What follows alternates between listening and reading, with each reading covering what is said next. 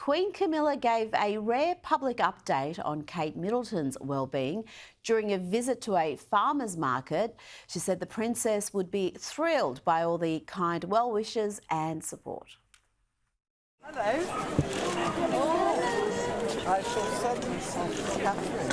Will be thrilled. That's Can I send this off? That's really kind. Have you all one?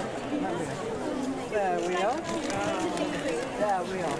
I know she should be very thrilled. So I should be very careful. Make sure she knows to come. Thank you. Joining me now is GB News host and founder of Reasoned UK, Darren Grimes. Darren, Queen Camilla is becoming a favourite as she supports King Charles and Kate during their respective cancer battles.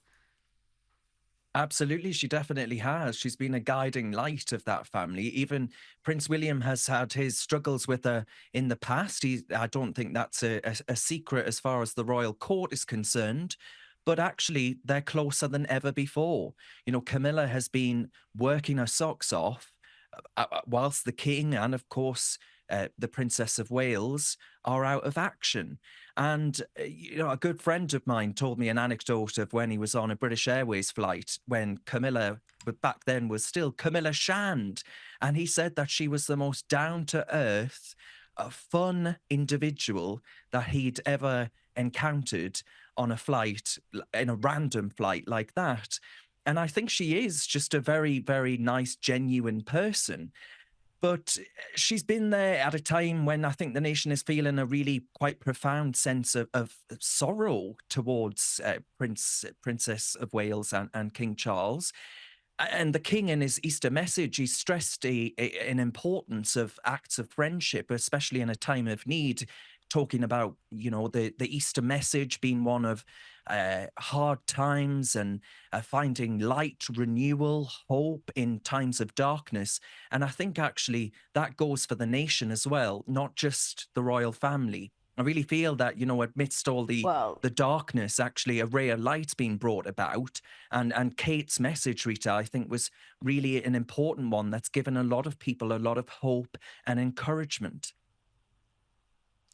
Well, there was so much conjecture about Catherine's well-being, obviously, before she made her statement. And there's been a few apologies since then, including from some very high-profile celebrities. But let's have a look at TV host Stephen Colbert's commentary about Kate before she announced her diagnosis and the apology or non-apology after. The kingdom has been all flutter by the seeming disappearance of Kate Middleton. Well, now, internet sleuths are guessing that Kate's absence may be related to her husband and the future King of England, William, having an affair. We did some jokes about that mystery and all the attendant frou-fra in the reporting about that. And when I made those jokes, that upset some people. And even before her diagnosis was revealed. And I can understand that. I mean, a lot of my jokes have upset people in the past. And I'm sure some of my jokes will upset people in the future. It was kind of a tortured apology, not apology, wasn't it? Yeah, I mean, this is just another liberal lout as far as I'm concerned. You know, what a disgusting thing to say. It wasn't a joke. I actually think he, you know, in reporting that, thought that he was giving some really cool, insightful gossip. But to accuse Prince William of having an affair at a time when actually he had the burden of having both his wife and his father battling cancer, of course, simultaneously. Imagine the burden of that. It must almost be unbearable, but he continues to carry out his duties with the same kind of quiet dignity and the resolve that actually we've come to expect from him. And thank God he's the heir, Rita, and not the spare, because Prince Harry is anything but quiet, you know, ginge and the whinge over there. But he puts on a brave face in public, even as his personal life is in utter turmoil. So I actually think for Mr. Colbert and others, the royal family have just said to hell with them. They've come together. There is a real show of unity and strength. And I think, as we said earlier, Queen Camilla is a pillar of support for both Charles and Catherine. And I think that's a reminder that even in the face of pretty unimaginable adversity, I wouldn't be able to imagine myself in that scenario, having two loved ones going through the same disease. But actually, they're a beacon of resilience and fortitude. And that wasn't always the prediction, Rita, with this slimmed down monarchy that King Charles always wanted. But I think they're pulling through all right. I think they're emerging pretty strong and united. And that's even after Prince Harry and Meghan Markle have done all they can to ensure that wasn't the case. Now, British comedian Ed Gamble is launching his comedy tour, A Hot Diggity Dog, that's what it's called, but he couldn't advertise that on London's Underground because Mayor Sadiq Khan has issued a junk food ban. So he had to switch out that hot dog for I think it's got a cucumber in the ad that's actually approved. Yep. I mean, really, is this considered dangerous on the tube to see an image of a hot dog? Yeah, exactly, Rita. I mean, you put it perfectly. Basically, what's going on in London at the moment, you can have your phone taken from some hooligan on one of those scooters. You can have a knife put against you. You can have all sorts of things in Sadiq Khan's lawless London. But what you can't have, Rita, is an advert featuring a hot dog, because you cannot be trusted seeing a picture of a hot dog. I don't know what he thinks is going to happen, Rita. Does he think that we're going to just go away, buy the nearest can of brine hot dogs and shove them down our gullets? It's just, it's patronizing guff. And it's the kind of sort of state control that a socialist like Sadiq Khan absolutely loves, Rita. It's madness. Oh, it is, but you've got London's real problems, and they've got a few being largely ignored. You shared a video of commuters having to watch a stabbing on a train. It's deeply disturbing. We can't play it, but this is a major story in the UK today. It's horrific footage, but it's not isolated. The rise of knife crime in London in recent years is horrific. 21% jump last year, close to 14,000 incidents recorded in the capital in the 12 months to June 2023. Just tell me about that issue, crime in London, and what's being done about it. It's terrible, Rita. I mean, Sadiq Khan is the ultimate race baiter, right? And he actually has argued in the past that the Tories' policy of stop and search is discriminatory and racist and all the rest of it. His acolytes all say the same thing. And actually, it's not. You know, statistically speaking, black men are more likely to carry out these kinds of crimes. And it's black mothers in London who are saying, please continue stop and search, because actually I would love for my child to be able to live. And it's as profound as that.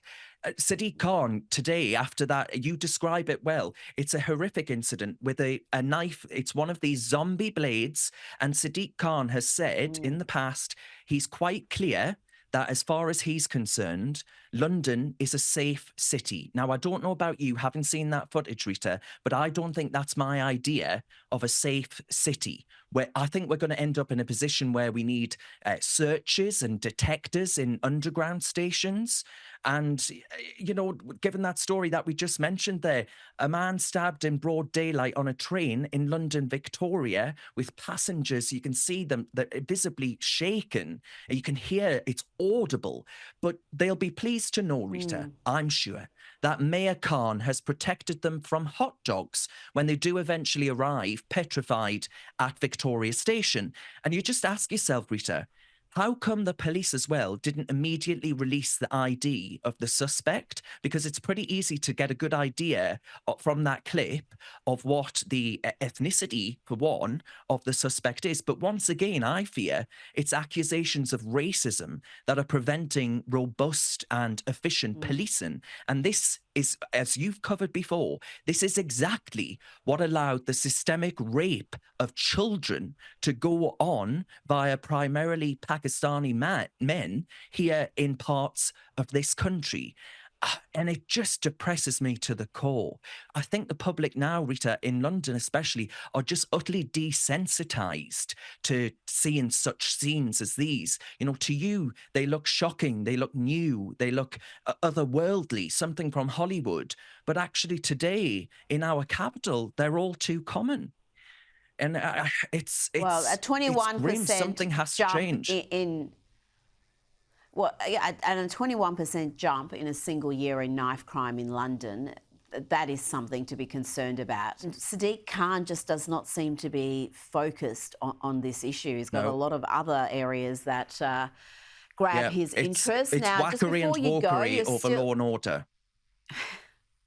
Whackery and wokery. Well, talking whackery and wokery, you're still having these regular anti-Israel protests, and what they're doing now is regularly shouting for intifada.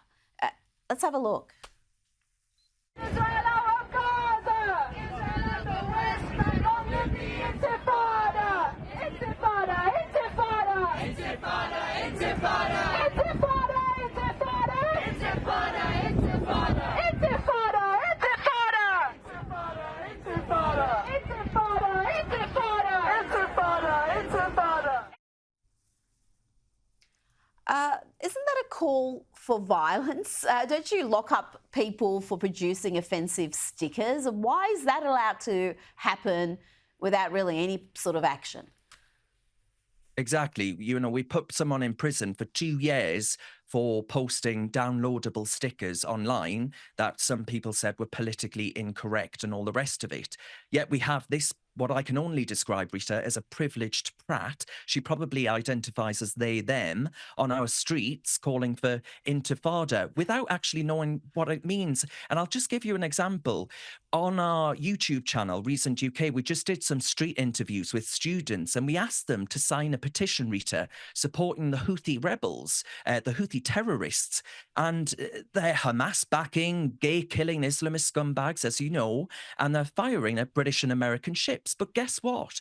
Most of the students did sign it. Most of them did that without actually knowing who or what the Houthis are. We've got a real problem with these comfortable communists running hand in hand with the most virulent Islamism in our country, who mean our country and the wider West harm. I just look at that young girl, Rita, and I just wonder, I wish I could ask her, do you know what you're asking for? This isn't a promotion of peace. This isn't a ceasefire call. I think this is an incitement now, to violence.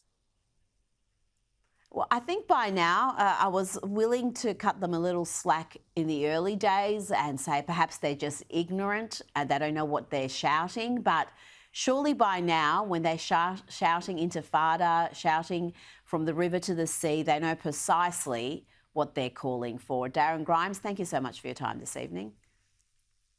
Thanks, Rita.